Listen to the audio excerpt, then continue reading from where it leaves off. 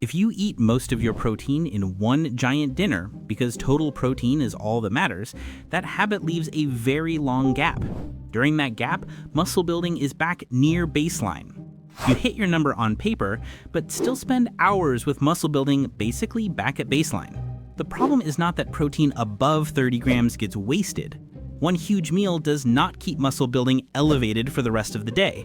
It turns the switch on, then a few hours later it drops back down. You need another real protein meal later to turn it on again. You'll see the meal size that counts, the spacing that works, and the one pattern advanced lifters do not lean on even when they talk like they do. By the end, you'll know how big protein meals should be. You'll know how far apart to place them, and you'll know when distribution is worth caring about once your daily protein is already covered. Here are the 4 parts: why one huge meal stops helping, what counts as a real protein meal, the spacing that keeps the day working, and when the old advice is partly fine. A lot of people do this. Coffee in the morning, something light at lunch, then a heroic dinner to make up the gap. It feels disciplined. You got the total. Job done. But muscle does not stay switched on all evening just because dinner was enormous. A big protein meal turns muscle building up hard, then a few hours later it drops back down, even while amino acids are still in your system. That is the key point. You are not losing protein, you are losing time later in the day when muscle building is low again. And when total protein was matched, the evenly spread pattern drove about 25% more daily muscle building than the skewed one. Same total, better setup. So keep the daily target, just stop relying on one rescue meal. Think in repeated protein meals through the day, not one huge meal at night. Be honest, are you more of a 2 big meals person or a 3 to 4 real feedings person right now? Now, the next trap. A lot of lifters hear this and go, fine, I'll just sprinkle little bits of protein all day. That does not solve it either. Picture the usual day: toast and coffee, a light lunch with barely any protein, then a shake or a giant dinner trying to clean up the damage. The issue here is simple. Muscle needs enough protein in one go to really switch on. For most adults, that lands around 20 to 40 grams of high-quality protein in a meal, or about 0.3 to 0.4 grams per kilo. If your meals keep coming in tiny, most of them don't do much for muscle. They're too small to fully trigger muscle building. Then the big dinner gets asked to do a full day's work, which it does not do. Practical consensus keeps landing in the same place, about 20 to 40 grams per meal. So make each feeding a real feeding. Greek yogurt and a token sprinkle of granola is not a protein meal. Sad desk almonds do not count either. Give each meal enough protein to matter. If you're bigger, older, or dieting hard, push toward the top end of that range. That brings us to the part most people miss. The gap between meals is where this whole thing either works or falls apart. Some people bunch protein feedings too close together, others go 6 hours, 7 hours, half the day, then wonder why one monster meal didn't cover it. Muscle building can be turned back on after a few hours. That means spacing matters because you're trying to create repeated spikes across the day. Here is a useful window.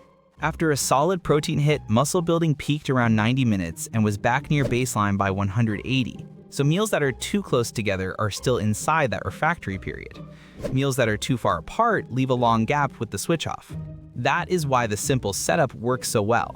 Aim for 3 to 4 protein feedings spaced roughly 3 to 5 hours apart.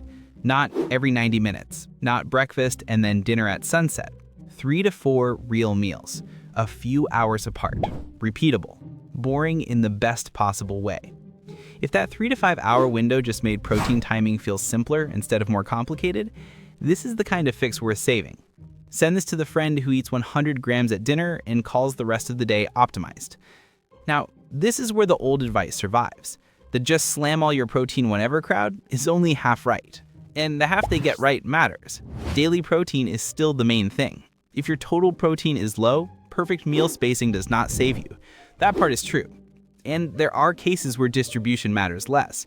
If your daily protein is already very high, if your meals are mixed and digest more slowly, or if eating fewer meals keeps you more consistent, then obsessing over perfect timing is a waste of energy. But that does not make distribution nonsense. It just means it comes second. Once daily protein is handled, distribution gives you a smaller extra edge. You get more chances to turn the switch back on. You get more chances to recover and grow across the day instead of hoping one giant meal covers the next 6 hours. There is also a small detail here that is genuinely interesting. The usual growth signals in the muscle can still look elevated after muscle building itself has already dropped back down. So this is not just about amino acids still being around. The muscle basically stops responding the same way for a while, which is why throwing extra leucine on top inside that window does not magically stretch the effect. Use a simple hierarchy. First, hit your daily protein. Second, split it into 3 to 4 real meals. Third, place those meals about 3 to 5 hours apart. That is the whole thing. No fake 30-gram ceiling, no all-day grazing, no pretending one giant dinner covers the whole day. Join if you want more of these simple fixes where popular gym advice gets stripped down to what actually builds muscle and what only sounds advanced. Once that basic setup feels automatic, make it easier to repeat, not fancier. Anchor those 3 to 4 protein meals to parts of your day that already happen. Start with a real first meal, add 1 or 2 middle meals, finish with 1 later meal. That's usually enough.